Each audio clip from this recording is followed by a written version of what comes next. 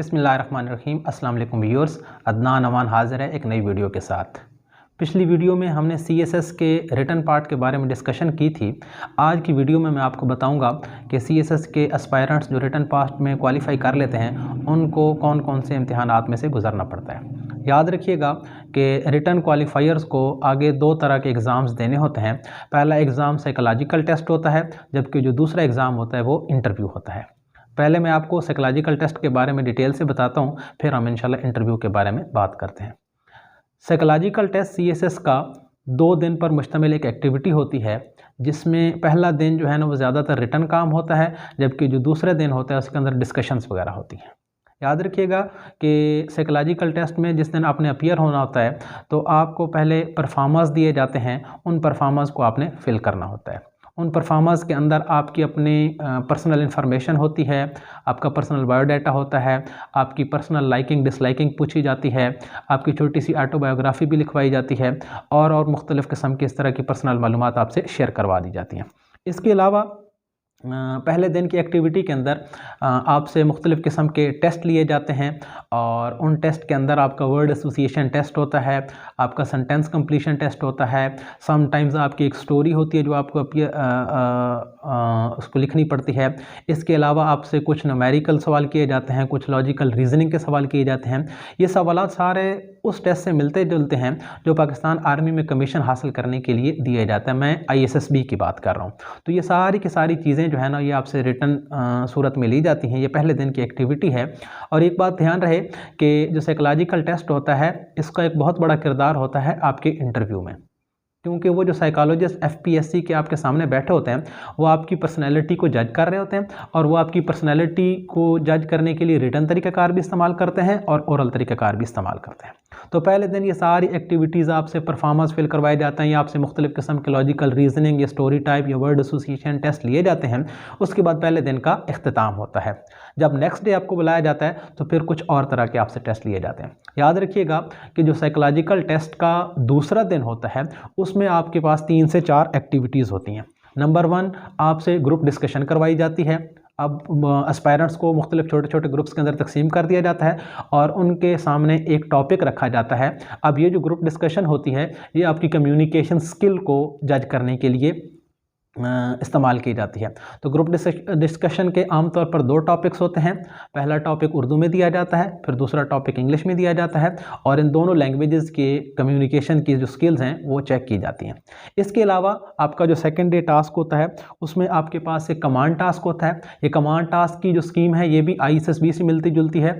मुख्तलिफ़ किस्म की सिचुएशंस आपको दी जाती है और उन सिचुएशंस में आपको बारी बारी कमांडर बनाया जाता है। आपका लीडिंग रोल के अंदर क्या आप लीडिंग रोल प्ले कर सकते हैं कि आपके पास इतना पोटेंशियल है कि आप टीम वर्क के तौर पर एक लीडर के तौर पर काम कर सकते हैं। तो मुख्तलिफ़ किस्म के कमांड टास्क जो है ना वो आपके ज़िम्मे लगाए जाते हैं और फिर आप उन कमांड टास्क को अकम्प्लिश करते हैं। साइकोलॉजिस्ट जो होते हैं वो इसको जज कर रहे होते हैं।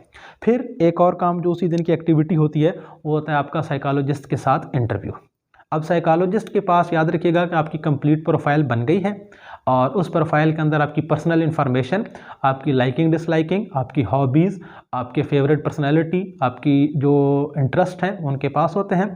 और आम तौर पर जो साइकोलॉजिस्ट आपसे इंटरव्यू लेते हैं वो सिर्फ आपकी पर्सनल ज़िंदगी के बारे में होता है। उसमें बहुत थोड़ा पार्ट ऐसा होता है जिसमें वो आपको किसी सिचुएशन या किसी करंट अफेयर या जनरल नॉलेज की तरफ ले जाएं। ज़्यादातर वो आपसे अपनी पर्सनल बायोग्राफी या पर्सनल जो फैमिली रिलेटेड या आपके जो बिहेवियरल सवाल होते हैं, जो आपके एटीट्यूड के रिलेटेड सवाल होते हैं, वो सवाल आपसे करते हैं। तो इंशाल्लाह मैं किसी दिन आपके साथ अपना PMS का जो साइकोलॉजिकल टेस्ट है वो डिटेल से शेयर करूंगा। फिर आपको अंदाज़ा होगा कि किस तरह के सवालात होते हैं और किस तरीके से उन सवालात को टैकल करना है। तो ये सारे का सारा जो साइकोलॉजिकल टेस्ट की एक्टिविटी है ये बेसिकली आपकी पर्सनैलिटी असेसमेंट या पर्सनैलिटी एवेलुएशन की एक्टिविटी है। इस एक्टिविटी के ज़रिए जो साइकोलॉजिस्ट होते हैं वो फाइनल इंटरव्यू की तरफ एक रिकमेंडेशन जारी करते हैं। फाइनल इंटरव्यू जो FPSC के मेंबर्स या चेयरमैन साहब लेते हैं, उन्होंने जब इंटरव्यू लेना होता है उससे पहले एस्पायरेंट की एक कंप्लीट पर्सनैलिटी पिक्चर उनके सामने आ चुकी होती है इस साइकोलॉजिकल टेस्ट की मदद से। तो ये पहला टेस्ट होता है। इसके बाद आते हैं हम दूसरे टेस्ट की तरफ। आपका जो दूसरा टेस्ट होता है CSS एस्पायरेंट्स का, वो इंटरव्यू होता है। और याद रखिएगा कि जो CSS का इंटरव्यू है इसके टोटल 300 नंबर होते हैं और इसकी जो पासिंग रेशो है वो 33% है, यानी कि आपको कम से कम CSS का इंटरव्यू पास करने के लिए 100 नंबर हासिल करने होते हैं। लेकिन यकीनन जितने आप ज़्यादा नंबर लेंगे उतने ही आपकी जो है ना वो रिकमेंडेशन के या एलोकेशन के चांसेस जो है ना वो बढ़ जाते हैं। तो ये 3 टेस्ट होते हैं। दोबारा एक दफ़ा मैं रिपीट कर देता हूँ कि एक रिटन टेस्ट, एक साइकोलॉजिकल टेस्ट और एक आपका फाइनल इंटरव्यू। जबकि जो मेरिट बनता है उसके अंदर जो न्यूमेरिकल शेयर है वो सिर्फ रिटन टेस्ट और इंटरव्यू का है। हालांकि साइकोलॉजिकल टेस्ट भी बहुत ज़्यादा इंपॉर्टेंट होता है, लेकिन उसके कोई नंबर नहीं होते, वो सिर्फ रिकमेंडेशन होती है साइकोलॉजिस्ट की तरफ से कि इस एस्पायरेंट की जो पर्सनैलिटी है वो किस तरह की है। साइकोलॉजिकल टेस्ट के बाद CSS का सबसे अहम मरहला आता है, यानी कि CSS का इंटरव्यू। याद रखिएगा कि CSS का इंटरव्यू जो है वो 300 नंबर पर मुश्तमिल होता है, जबकि उसके जो पासिंग मार्क्स हैं वो 100 नंबर हैं, यानी कि कम से कम आपको 300 में से 100 नंबर लेना ज़रूरी है। लेकिन यकीनन जितने ज़्यादा नंबर हासिल करेंगे उतने ही ज़्यादा आपकी एलोकेशन के चांसेस जो है ना वो बढ़ जाएंगे। अब इंटरव्यू के ऊपर अगर हम डिटेल से बात करें तो CSS का इंटरव्यू FPSC के मेंबरान और FPSC के चेयरमैन पर मुश्तमिल एक पैनल लेता है। अब उसकी कुछ रिक्वायरमेंट्स हैं कि आप इंटरव्यू को कैसे प्रिपेयर करें। इसकी इंशाल्लाह डिटेल तो मैं आपके साथ शेयर करूंगा, इंटरव्यू के ऊपर मैं एक पूरी वीडियो बनाऊंगा, मगर चंद एक पहलू जो है ना वो लाजमी तौर पर हमें डिस्कस करने हैं। सबसे पहले तो इंटरव्यू के लिए ड्रेसिंग एक बहुत बड़ा फैक्टर है। ड्रेसिंग के ऊपर इंसान को काम करना चाहिए अपनी पर्सनैलिटी के मुताबिक। ये इंशाल्लाह मैं आपके साथ डिटेल के साथ किसी वीडियो में शेयर करूँगा।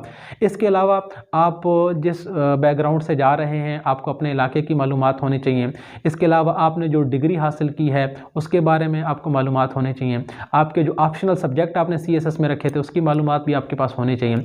इसके अलावा आपने जब CSS में अप्लाई किया था तो आपने अपनी प्रायोरिटीज़ रखी थी कि मैं सबसे पहले कौन से ग्रुप में जाने को तरजीह दूंगा, तो उस ग्रुप के अंदर क्या खसूसियात हैं या आप उस ग्रुप में क्यों जाना चाहते हैं, या फ़र्ज़ करें अगर आप वो ग्रुप ज्वाइन कर लेते हैं तो आप उस ग्रुप के अंदर अपनी जॉब को कैसे बेहतर बना सकते हैं, या कैसे इस मुल्क की खिदमत कर सकते हैं। तो ये चंद एक पहलू हैं जो आपसे पूछे जा सकते हैं। इसके अलावा आपके करंट अफेयर्स, चाहे वो नेशनल लेवल के हों चाहे वो इंटरनेशनल लेवल्स के हों, जो करंट इवेंट्स उस दौर के हों उनके बारे में, पाकिस्तान के सोशो पोलिटिकल इशूज़, पाकिस्तान की इकॉनमी, वर्ल्ड अफेयर्स के बारे में आपसे पूछा जा सकता है। तो इसके ऊपर इंशाल्लाह फिर हम किसी दिन डिटेल से भी बात करेंगे। तो ये लास्ट वो मरहला होता है कि जिस में इंसान एक एस्पायरेंट जो है ना वो सिलेक्ट हो सकता है, और अगर वो इंटरव्यू का मरहला भी वो कामयाबी से पास कर लेता है तो फिर उसके बाद उसकी सिलेक्शन का मरहला आ जाता है। अब जो एस्पायरेंट्स इन तमाम फेजेस में से गुजर जाते हैं उनको CSS के इम्तिहानात के थ्रू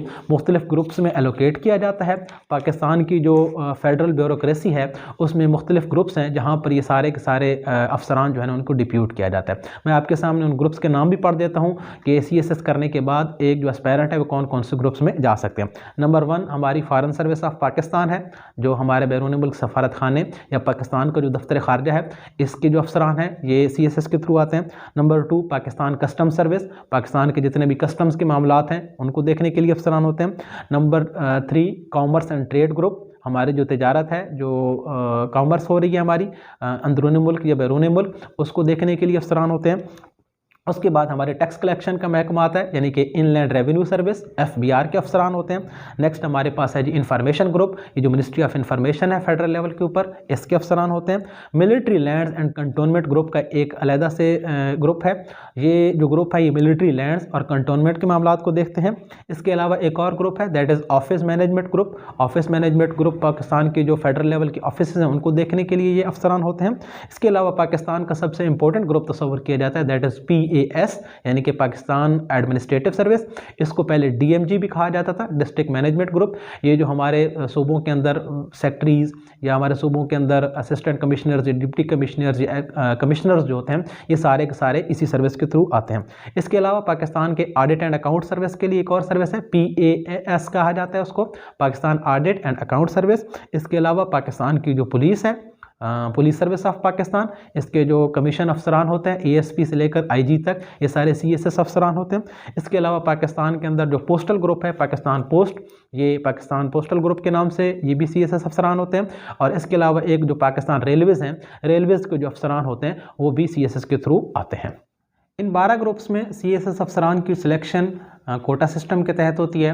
7.5% जो कोटा है वो ओपन मेरिट के तहत होता है, जबकि जो बकिया कोटा है वो पाकिस्तान के मुख्तलिफ सूबों में तकसीम किया गया। मिसाल के तौर पर पंजाब पाकिस्तान का आबादी के लिहाज से सबसे बड़ा सूबा है, तो पंजाब का CSS के लिए कोटा जो है ना वो 50% है। अब ये बात याद रखें कि जो 50% पंजाब का कोटा है उसमें पंजाब की आबादी और इस्लामाबाद की आबादी भी शामिल है।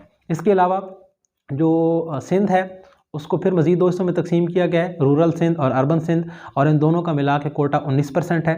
और इसके अलावा KPK का जो कोटा है वो 11.5% है, जबकि जो बलूचिस्तान है उसका कोटा 6% है।